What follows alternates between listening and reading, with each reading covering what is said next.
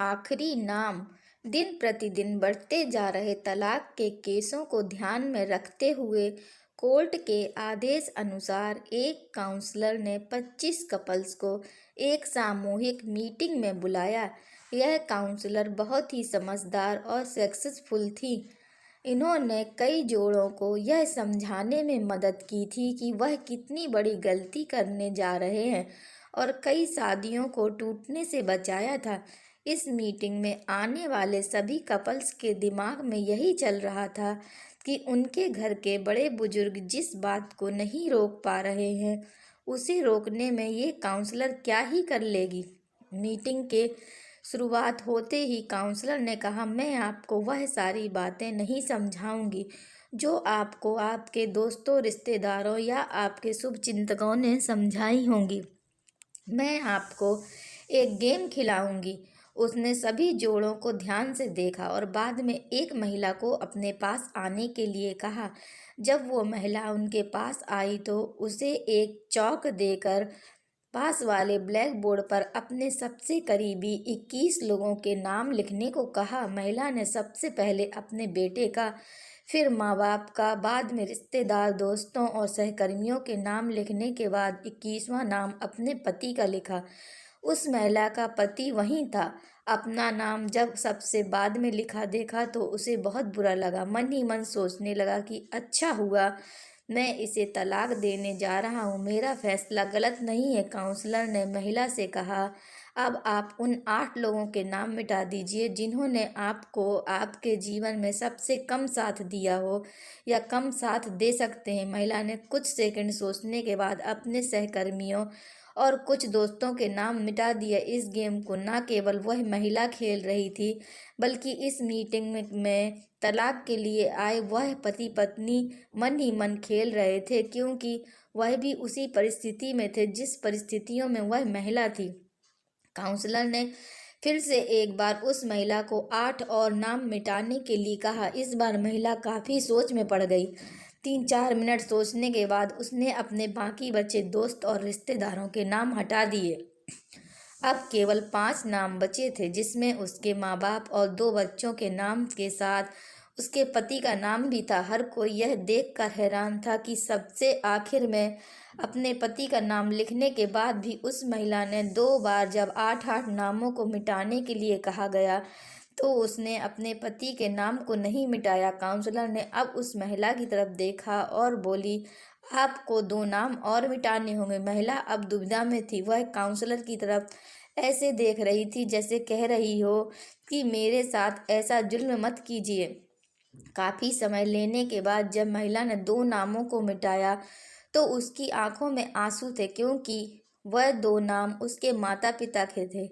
Meeting में आए सभी लोग इस घटना को बड़े ध्यान से देख रहे थे। उन्हें हर बार आश्चर्य हो रहा था, लेकिन इस बार कुछ ज़्यादा ही आश्चर्य हुआ, क्योंकि सब मान रहे थे कि जब साथ देने की बात हो तो कोई भी व्यक्ति अपने माँ बाप का नाम नहीं मिटा सकता। काउंसलर यहीं पर नहीं रुकी। उसने अब महिला से कहा, एक आखिरी बार 2 और नाम मिटा दीजिए। महिला की हालत ऐसी हो गई जैसे कोई उसे सजा दे रहा हो। अब की बार उसने काउंसलर से मना कर दिया कि अब इस गेम को और ज़्यादा मैं नहीं खेल सकती। काउंसलर ने उसे समझाया कि आपको सिर्फ नाम मिटाने हैं और यह एक गेम है, इससे ज़्यादा और कुछ नहीं। जैसे तैसे काउंसलर ने उस महिला को 2 और नाम मिटाने के लिए मना लिया। कांपते हुए हाथों से महिला ने जब अपने दोनों बच्चों का नाम मिटाया तो वह फूट फूट कर रोने लगी। उस महिला के पति के साथ साथ वहां आए सभी लोग दंग रह गए। वहां आए सभी लोगों का यही सोचना था कि चाहे कुछ भी हो जाए तो महिला बच्चों का नाम नहीं मिटा सकती। काउंसलर ने उस महिला को अपनी जगह पर जाकर बैठने के लिए कहा। काउंसलर ने वहां आए सभी जोड़ों की तरफ ध्यान से देखा, जो उतने ही दुखी थे जितनी कि ये महिला थी। काउंसलर ने उन सभी से पूछा कि महिला ने ऐसा क्यों किया। कोई भी उस सवाल का जवाब नहीं नहीं पा रहा था या देना नहीं चाहता था। अंत में काउंसलर ने उसी महिला को खड़े होने के लिए कहा और उसी से ऐसा करने का कारण पूछा। महिला बोली, चाहे अभी और मेरे और मेरे पति के बीच में कुछ भी प्रॉब्लम चल रही हो, लेकिन जब साथ देने की बारी आती है तब वह हमेशा मेरे साथ खड़े रहते थे। मेरे माँ बाप बूढ़े हो चुके हैं और वह कितने दिन मेरे साथ रहेंगे मैं नहीं जानती। मेरे बच्चे बड़े होने के बाद हमेशा मेरे साथ रहेंगे इसकी कोई गारंटी नहीं है, लेकिन हमारे बीच इतना कुछ होने के बाद भी मेरे पति ने मुझसे कहा कि वह अलग होने के बाद भी जब भी ज़रूरत होगी तब मेरा साथ देंगे। महिला बोली, हम पता नहीं क्यों तलाक तक पहुंच गए। आज उस गेम को खेलते हुए मुझे रियलाइज़ हुआ कि हम दोनों के बीच ऐसी कोई बड़ी समस्या हुई ही नहीं है।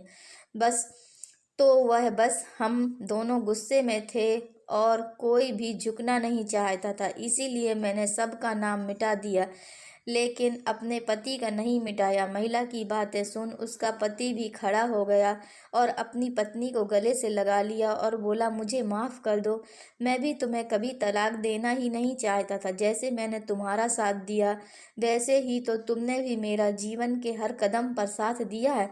मैं तुमसे फिर से एक वादा करता हूँ कि मरते दम तक तुम्हारा साथ दूंगा।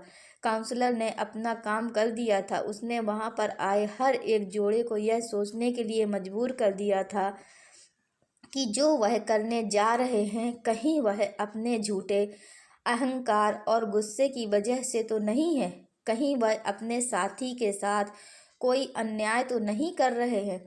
पति पत्नी का रिश्ता एक नाजुक डोर से बंधा होता है, उसे हमें पूरे विश्वास और श्रद्धा के साथ निभाना चाहिए और छोटी छोटी बातों को नज़रअंदाज कर देना चाहिए।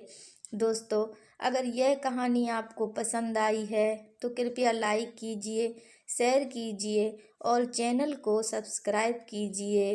धन्यवाद।